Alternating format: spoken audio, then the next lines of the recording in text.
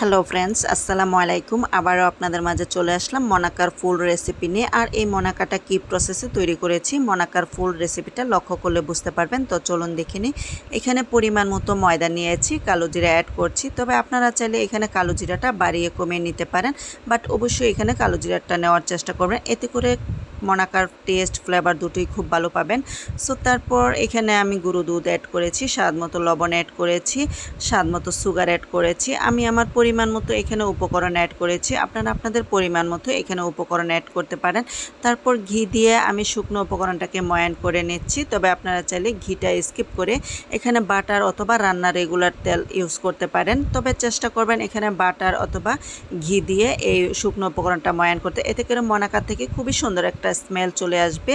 So এই পর্যায়ে আমার শুকনো উপকরণটা ময়ান হয়ে গেছে। আমি হাতের মুঠোয় একটা বলের আকারে শেপ দিয়ে দেখেছি যে মনাকাটা পারফেক্টভাবে ময়ান হয়েছে কিনা। সো আমার মনাকার শুকনো উপকরণটা পারফেক্টভাবে ময়ান হয়েছে।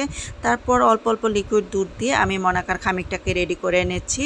এই মনাকার খামিকটা এমনভাবে রেডি করতে হবে, সাধারণত আমরা রুটির যে খামিকটা রেডি করে থাকি তার থেকেও কিছুটা হার্ড হবে এই মনাকার খামিকটা। সো আমার মনাকার খামিকটা রেডি হয়ে গেছে, আর এখানে এতটুকু লিকুইড দুধ বেঁচে গেছে। তারপর আমি খামিকটাকে আধা ঘন্টার মতো রেস্টে রেখে দিচ্ছি।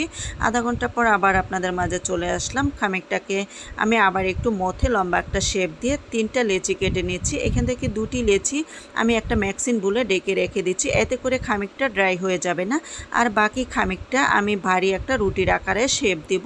তারপর আমি কিভাবে এই মনাকার শেপটা দিচ্ছি ভিডিওতে আপনাদের সাথে শেয়ার করছি।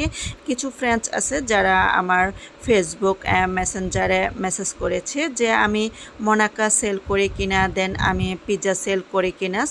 আমি মনাকা বা পিৎজা এই ধরনের নাস্তাগুলো আমি আমার পরিবারের জন্য বানিয়ে থাকি, আমি সেল করি না, শুধু আমি কেক সেল করে থাকি। সো যাই হোক, আমি মনাকার শেপটা কিভাবে দিয়েছি ভিডিওতে আপনারা দেখতেই পাচ্ছেন। তবে ফ্রেন্ডস, আপনারা যদি আমার এই মনাকার ফুল রেসিপিটা ফলো করে বাসায় একবার ট্রাই করেন, ইনশাল্লাহ ভালো ফলাফল পাবেন। তবে চেষ্টা করতে হবে।